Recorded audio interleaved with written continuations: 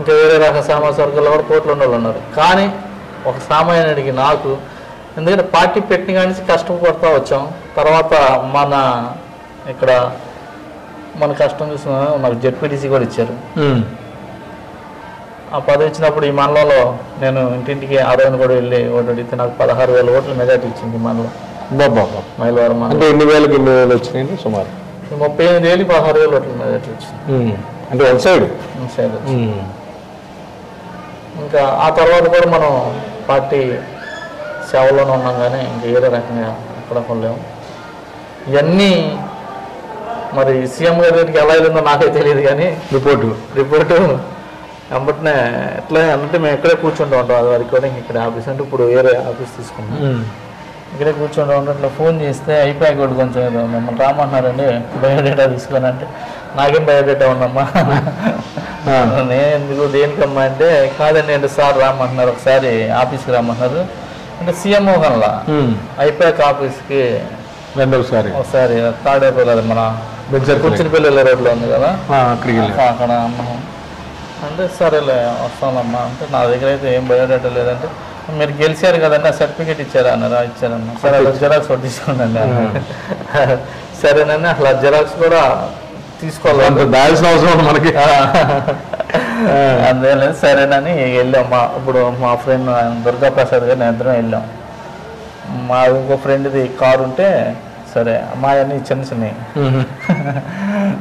వాళ్ళు అర్జెంట్గా రండి అంటే సరే మా ఫ్రెండ్ కారు వేసుకొని వెళ్ళాం. అది రమేష్ గారు ఫోన్ చేశారండి అప్పుడు? రమేష్ గారు మేము విజయవాడ దగ్గరికి వెళ్ళాక మీరు ఎక్కడ ఉన్నారు అన్నారు. ఎక్కడ ఉన్నారంటే విజయవాడ వస్తామని అట్లా చెప్పారంటే సార్ విజయవాడ మీరు గెస్ట్ హౌస్కి వచ్చేయండి, గెస్ట్ హౌస్కి వచ్చేసేయండి అక్కడ గాజులు అన్నారు. ఇక అక్కడ నుంచి గెస్ట్ హౌస్ డైరెక్ట్ సీఎంఓకి వెళ్ళిపోయారు. సార్ ఎలా ఉంది అంటే ఫ్యామిలీలో మీ మిస్సెస్ అవ్వచ్చు, అమ్మ నాన్న కావచ్చు, అత్తమ్మ అవ్వచ్చు, కొద్దిగా ఎమోషనల్ అయ్యారా జగన్ గారి నిర్ణయంతో ఏమన్నా? బాగా. ఎందుకంటే ఎప్పుడు అంటే మనం సీఎం దగ్గరికి వెళ్ళి ఒక ఫోటో దిగితే నాకు చాలా ఆనందం. అవును, జగన్మోహన్ రెడ్డి గారి దగ్గరికి వెళ్ళి ఒక ఫోటో దిగటం అంటే అట్లాంటిది మనకి ఎమ్మెల్యే టికెట్ అనే అది చూసి అసలు చాలా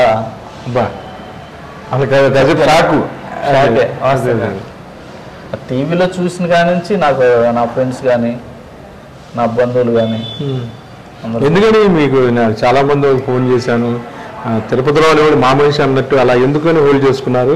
ఎప్పుడు జనాల మధ్యలో ఉంటారంట మీరు. అవును, పల్సర్ బైక్ ఏదో ఉంటుందంట, అది వేసుకుని తిరుగుతూ ఉంటారంట. అంతే అంతేనా? ఇంకా 24 hours 24 గంటలు ఎవరు ఫోన్ చేసినా వెళ్తా, అందుబాటులో ఉంటా. మీరే మాట్లాడతారు? నేనే మాట్లాడతా. చేయగలంది అయితే అది అయ్యిద్దని చేస్తా. ఎక్కడికి మళ్ళీ ఏదో తప్పుడు రకంగా ఏదో రకంగా ఎవరన్నా చెప్పినా కానీ అప్పుడు చేయనని చెప్పేస్తాను ముంగలే. నా వల్ల కాదు, నేను చేయలేను అని చెప్పేస్తాను. నాకు అందుకని ఈ రోజున వైసీపీ అసలు ఏంటండి ఎలా వచ్చారు పార్టీలో మీరు? అంటే ఫస్ట్ నుంచి మాది కాంగ్రెస్ కుటుంబమే. ఓకే. మా నాన్నగారు నేను వ్యవసాయం చేస్తూ ఉన్నాను. నాకు ఇద్దరు తమ్ముళ్ళు వాళ్ళు చదువుకుంటూ ఉండేవాళ్ళు. ఓకే. ఏం చేస్తారు తమ్ముళ్ళు?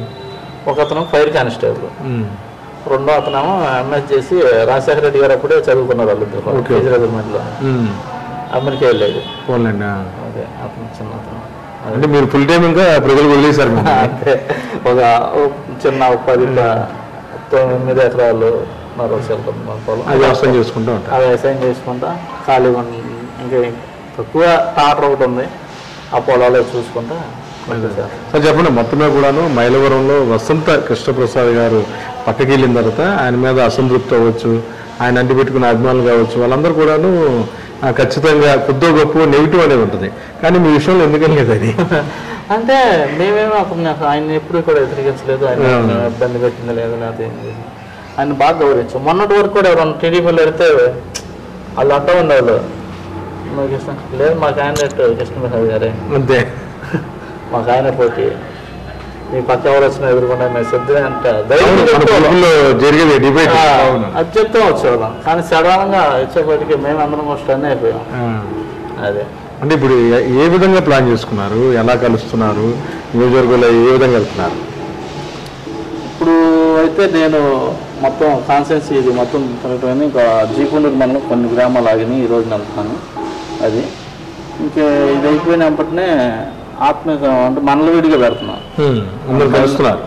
మనలవిడిగా కార్యకర్తలు మీటింగ్ పెట్టుకుంటున్నాను. ఈ కార్యకర్తల మీటింగ్ అయిపోగానే రేపు వచ్చే వారం నెక్స్ట్ వారం నుంచి రెడ్డిగూడెం మండలం నుంచి డోర్ టు డోర్ తిరుగుతారు. అంటే మైలవరంలో వైసీపీ వల్ల ఎంత లబ్ధి చేకూరిందండి ఆర్థికంగా ప్రజలకు? సుమారు మా మండలానికి 100 కోట్లు 200 కోట్లు